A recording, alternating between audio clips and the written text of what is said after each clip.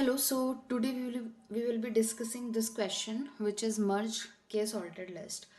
So rather it has been tagged hard on the lead code, but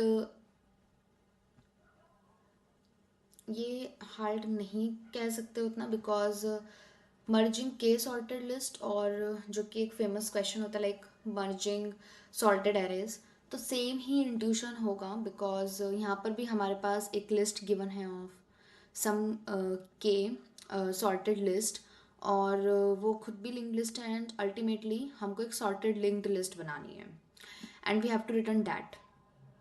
So simple statement है that we have given an array of k linked list and each linked list is sorted in ascending order and merge all the linked list into one sorted linked list and return it. Now जब इस question को हम देखते हैं so then two ideas can come in our mind.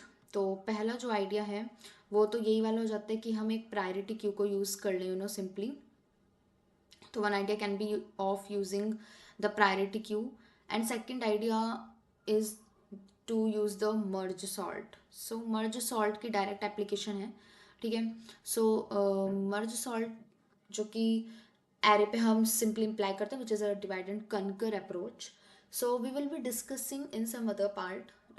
So here in this question we will be discussing the priority queue part which is very much direct कि हम individually हर list पर traverse कर सकते हैं एंड साथ ही साथ उनके nodes को we can add in the priority queue and the priority queue will solve them in ascending order by default and then finally at the end हम सारे नोट्स को लिंक कर सकते हैं to make a simple linked list and that will form a sorted linked list. So that's the simple intuition and very much direct. So here is the code. As you can see, it is just an edge case that if the list length is 0 then we can directly return null. And then here in priority queue initialization we are using comparator.